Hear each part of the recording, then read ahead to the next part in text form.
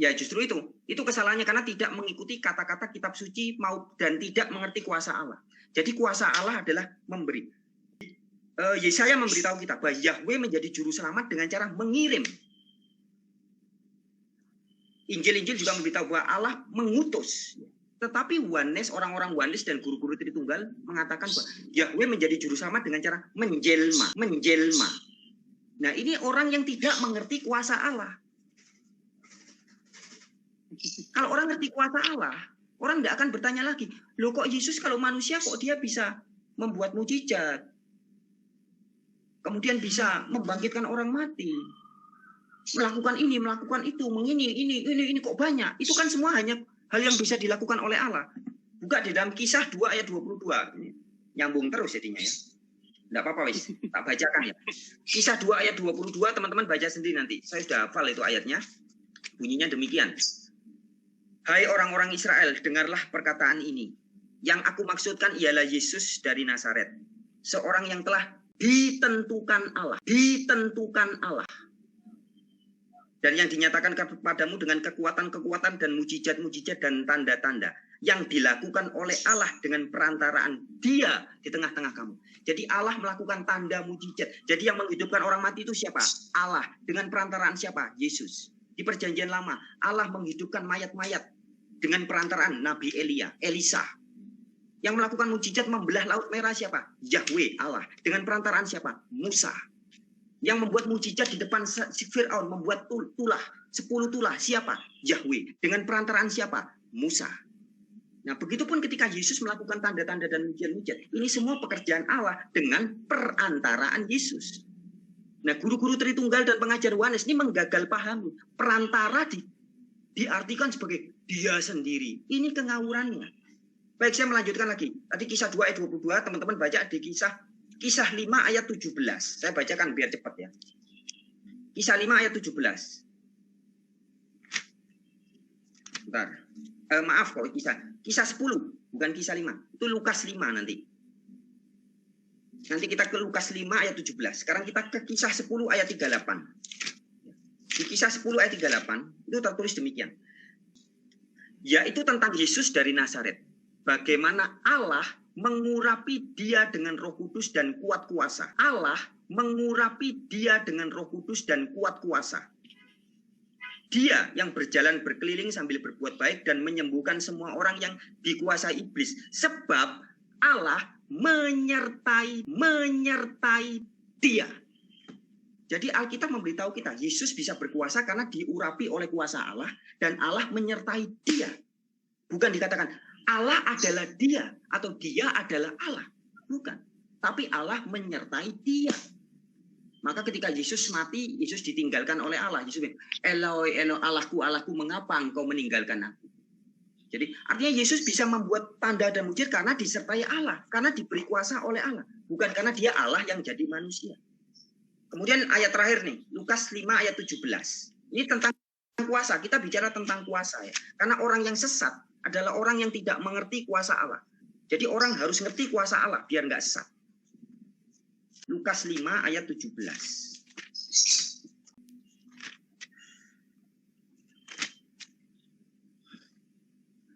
Pada suatu hari ketika Yesus mengajar, ada beberapa orang Farisi dan ahli Taurat duduk mendengarkannya. Mereka datang dari semua desa di Galilea dan Yudea dan dari Yerusalem. Kuasa Tuhan menyertai dia. Apa katakan? Kuasa Tuhan, maksudnya ini Allah, kuasa Bapa, ya, menyertai dia. Sehingga ia dapat menyembuhkan orang sakit. Kuasa Allah atau kuasa Tuhan menyertai Yesus sehingga apa? Yesus bisa menyembuhkan orang sakit. Jadi Yesus bisa menyembuhkan orang sakit karena apa? Karena kuasa Allah menyertai Yesus. Bukan karena Yesus adalah Allah yang menjelma jadi manusia. Bukan. Ya. Jadi seperti itu, Mas. Jadi kita harus mengerti kuasa Allah. Yesus adalah juru selamat. Yahweh juru selamat. Betul. Yudas 1 ayat 25. Allah yang bisa juru selamat kita melalui Yesus Kristus. Bahasa Inggrisnya through him. Bahasa Inggrisnya through him. Kalau bahasa Indonesia oleh Lembaga Alkitab Indonesia ditulisnya oleh Yesus, oleh Dia. Tapi dalam bahasa Inggrisnya through, melalui Yesus. Jadi juru selamat yang asli itu Yahweh. Tapi ketika Yahweh menjadi juru selamat, dia Ya, mengirim. perantara, ya. Mana ayatnya? Yesaya Utusannya. 19 ayat. Yesaya 19 ayat 20. Niken biar dengar ini. Niken dengar baik-baik Mbak Niken ya. Yahweh Bukan Mbak menjadi Niken, juru jadi selamat. si Rudi Yones pun lagi dengar. Baca Yesaya 19 ayat 20. Yahweh menjadi juru selamat dengan cara mengirim. Bukan menjelma jadi bukan begitu. Mengirim. Ini bahasa Alkitab. Alkitab memberitahu kita. Yahweh mengirim utusannya. Yesus adalah perantara Yahweh dalam berkarya. Tapi ini disalahpahami. Kalau cuma salah paham sendirian, Bambang Nursena sendirian nggak apa-apa. Daniel Biantoro sendirian nggak apa-apa. Esra Soru sendirian apa? Tapi begitu kalian mengajarkan ajaran palsu ini, ajaran sesat, maka kalian adalah guru-guru palsu, pengajar-pengajar sesat. Kalian adalah guru-guru palsu, pengajar-pengajar sesat. Tapi mereka gini, Bang Franz, mereka selalu berasumsi dengan mengatakan bahwa Yohanes 1 itu pada mulanya adalah firman. Itu yang selalu diulang-ulang gitu kan? Ya, tadi baca Injil Yohanes mau ayat 1 pasal 1 ayat manapun juga tidak boleh lepas dengan maksud penulisnya. Yohanes 20 ayat 31. Yohanes 20 ayat 31. Maksudnya ya, Injil ini ya. Maksudnya odol diciptakan untuk gosok gigi, membersihkan gigi, jangan dipakai buat balsem meskipun dalam odol ada kandungan daun mint. Begitu, itu kan ilustrasi. Coca-Cola itu dipakai buat diminum, seger, enak, mau dipakai bersihin WC bisa, tapi itu penyalahgunaan. Begitupun ketika Anda memakai Injil Yohanes untuk Anda cuma membuktikan bahwa Yesus adalah Allah yang menjadi manusia, itu namanya hamartia bahasa Yunaninya, dosa, penyelewengan dari tujuan. Baik, sekian Mas, saya pamit dulu. Ini dia punya, ini benar Bang, saya salut dengan Bang Franz Donald ini, logikanya masuk Bang, kalau kita lihat dari tadi, logikanya masuk, benar-benar logika bukan asumsi. Beda sama yang selama ini kita jumpai, lebih banyak asumsi semua gitu kan, asumsi sana, asumsi sini, ini luar biasa nih. Cuman mungkin terakhir nih Bang Franz, saya mau nanya, sejak kapan Bang Franz sadar ini, ajaran ini? Artinya kan nggak mungkin tiba-tiba Bang Franz bisa sadar sendiri. Ya, nanti lain kali kita cerita, tapi ceritanya panjang ya. Sebenarnya saya dulu pengajar Trinitas. Tahun 98 sampai 2000 saya pengajar Trinitas. Maka saya ngerti model-model Trinitas kayak apa.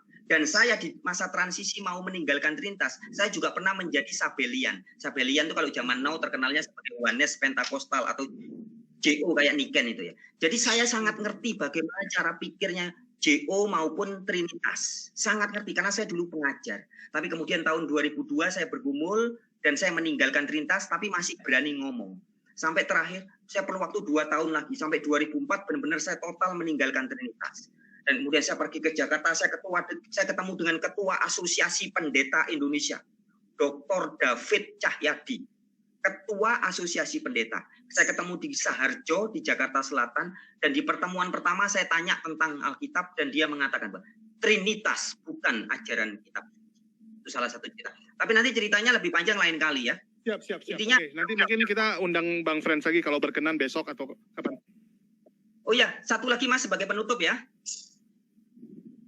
Sebagai penutup, teman-teman, saya enggak hebat ya. Jadi jangan menganggap saya pintar, saya pengetahuannya enggak. Saya ini gombal amok ya. Kalau dibandingkan kehidupannya Daniel Biantoro, Esra Soru, Beking Gadas, Gracia Pelo, saya ini jauh lebih bejat. Saya ini bajingan tengik, pendosa bejat. Tapi mendapat kasih karunia dari Allah. Dan kemudian mengapa saya bisa tahu banyak hal? Itu sama sekali bukan karena saya pinter, sekolah, apa-apa, enggak.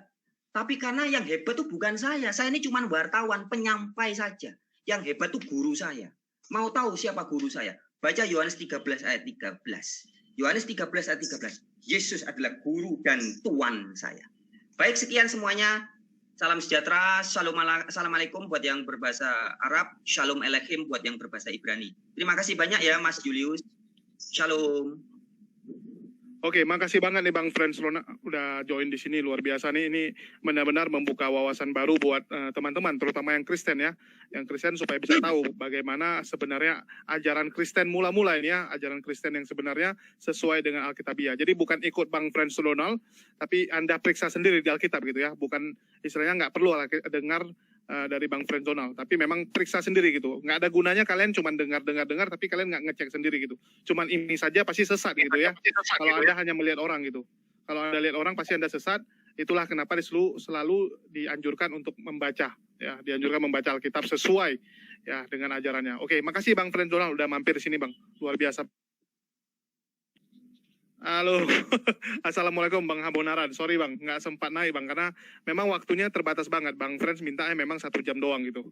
Nggak apa-apa Bang. Waalaikumsalam Bang. Nggak apa-apa Bang. Mantap aja. Aku juga dengerin kok. Tapi kalau misalnya diizinkan aku kasih slide, boleh nggak Bang? Boleh, silakan. Oke, Waalaikumsalam warahmatullahi wabarakatuh Bang. Nggak apa-apa aku nggak dimasuki tadi. Sekarang udah jelas ya Bang ya? Ya udah. Silakan. Share screen aja Oke. Bang.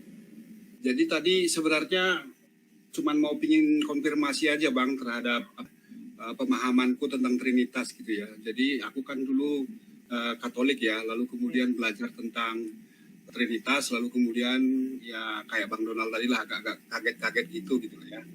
Nah, saya tadi mau pingin presentasi hanya untuk menyampaikan pandangan pribadi untuk memudahkan pihak teman-teman Trinitarian menjelaskan atau membantah tuduhan-tuduhan terhadap Trinitas gitu loh Bang.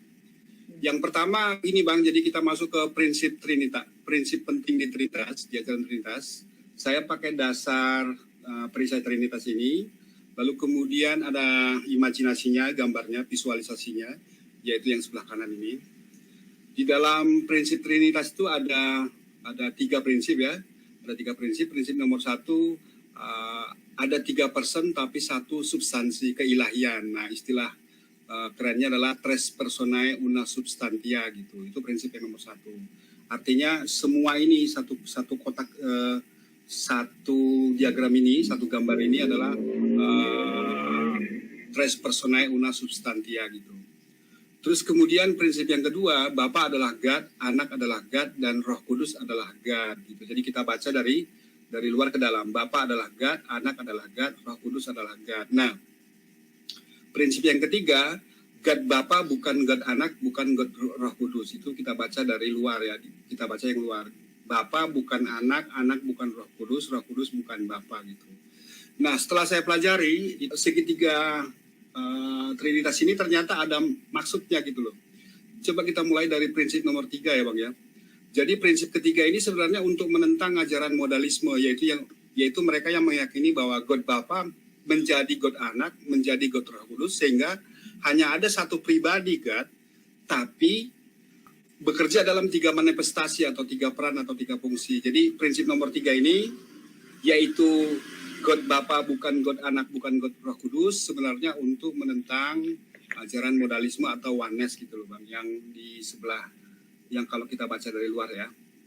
Terus kemudian prinsip yang kedua, sebenarnya prinsip nomor 2 ini untuk menentang ajaran subordinasi yang meyakini bahwa God Anak itu lebih rendah dari God Bapa gitu. Itu ada ajarannya sendiri. Jadi mereka di perisai Trinitas ini disebut God Bapa adalah God, Anak adalah God, dan Roh Kudus adalah God. Artinya mereka sama-sama God gitu loh. Sehingga kemudian tidak ada subordinasi gitu. Terus kemudian prinsip yang nomor 1, yaitu keseluruhan ini, tres personae una substantia, itu sebenarnya untuk mematahkan tuduhan triteisme gitu loh. Tuduhan triteisme pada Trinitas. Tapi ternyata gagal gitu loh.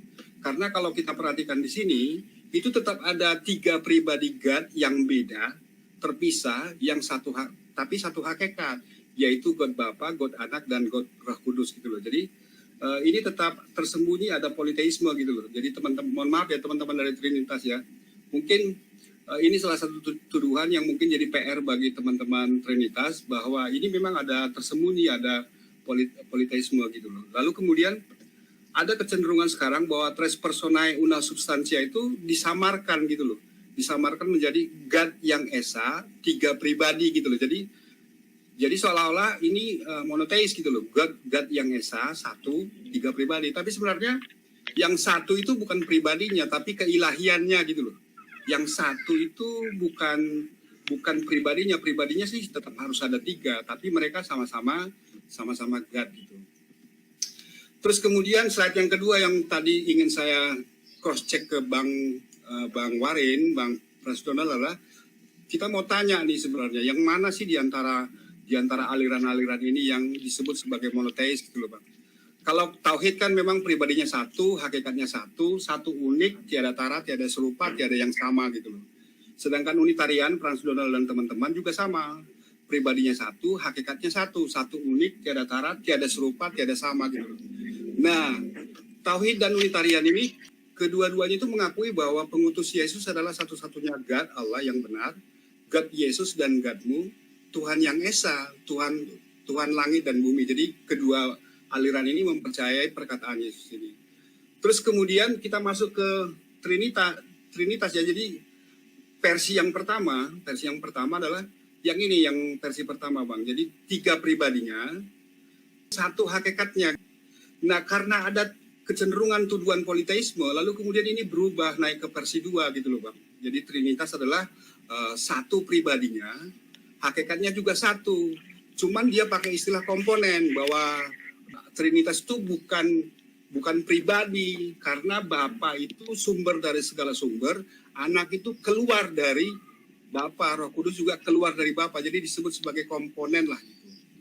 Nah, lalu kemudian kalau oneness itu juga sebenarnya dalam rangka untuk menghilangkan politeisme, maka mereka bilang bahwa satu pribadi, satu hakikat, tapi perannya 3, di perjanjian lama sebagai Bapa, di perjanjian baru sebagai anak, lalu kemudian setelah Yesus naik ke atas, yang mengilhami, menginspirasi itu adalah Roh Kudus gitu loh.